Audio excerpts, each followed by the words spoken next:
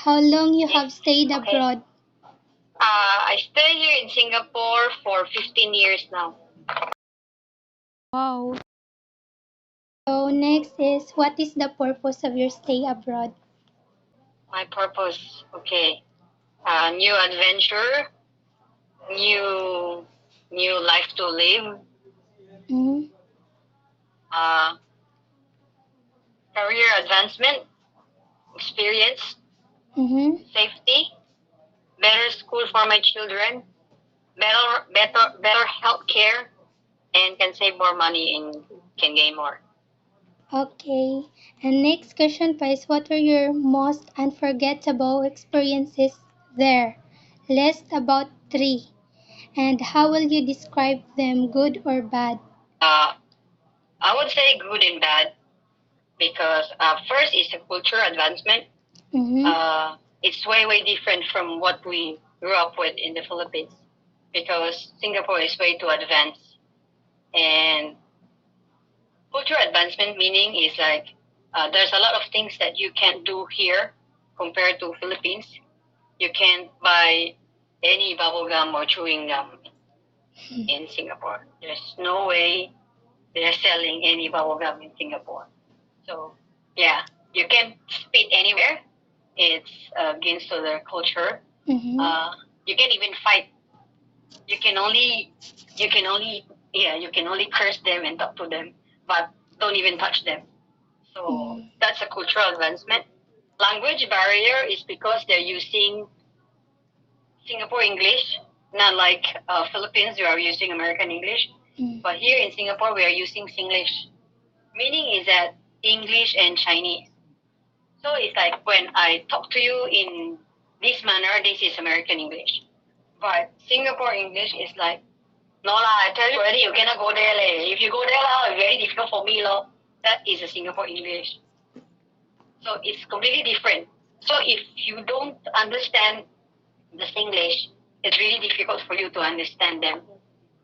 So you have to adjust the language. So there is a language barrier between us American English and their Singlish.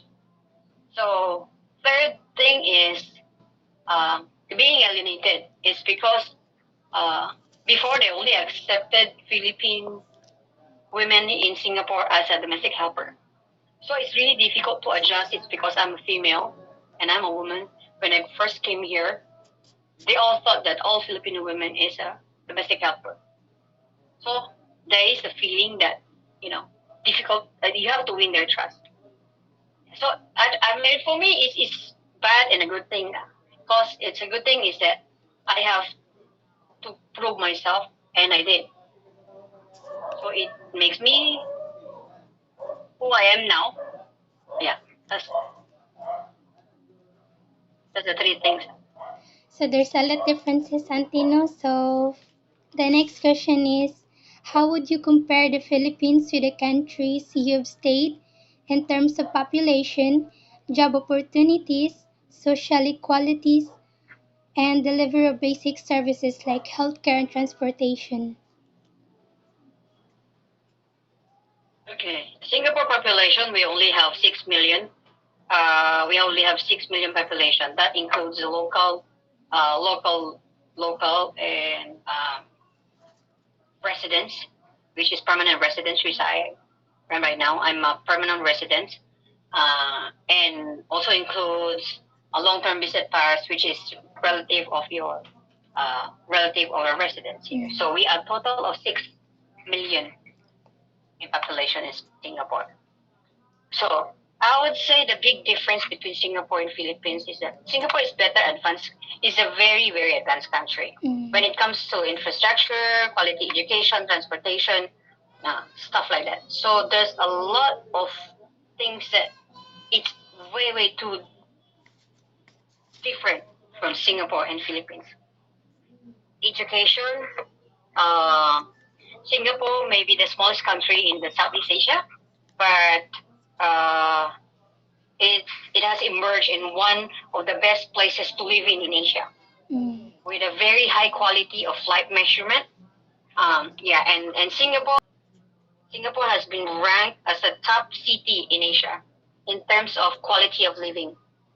We have a very small crime rate. Yeah, diversity also, racial harmony, racial equality. We are very diverse country. Yeah, multiracial country. Singapore is widely regarded as one of the safest country in the world, with consistently low crime rate, very transparent legal system, um, and very reliable police force, of course.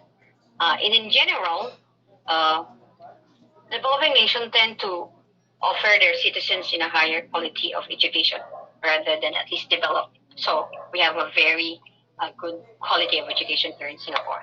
Yeah. So health. When it comes to healthcare, um, healthcare is a universal. We have a universal health coverage, meaning it's a mixed financing system. The country's public statutory, what do you call that? Statutory, yeah, it's statutory insurance system. Yeah, Medishield. We have Medishield Life. Covered large bill are arising from hospital care. And if you're a resident, like me, I'm a resident, I have a 40% subsidy from the government. If you're local, you have 80% subsidy from the government, aside from your medicine and your insurance. So you will not get billed after your hospitalization. They will bill you 2 weeks after the hospitalization. Yeah. So after after the coverage, deducting all your insurance, Medisave, and the subsidy, and then they will bill you. So healthcare is the best here in Singapore. Wow. So last question po is, do you want to stay abroad? Why or why not?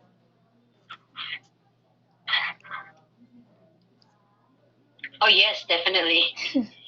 Above all the rest, yes, it's for safety reason, for assurance and insurance. Um, First things first is healthcare. I have a very nice coverage of healthcare here in Singapore. Whether I'm working or not, I'm covered because we are covered as residents. We have 40% subsidy from the government. So that's one thing. Then second is safety. It's the first time I've seen 6 years old taking a bus, taking MRT, public transport, alone, without any companions. Yeah. So I've seen how the safety in Singapore. So 6-year-old can take a taxi on their own without supervision, without parents. I've seen a couple of kids taking bus and MRT alone because it's very safe to cross the street. So yeah, if I'm given a chance, I'll stay here. Wow, so thank you po, Ante. Thank you for your time. Tapos na? Finish na? Yes po.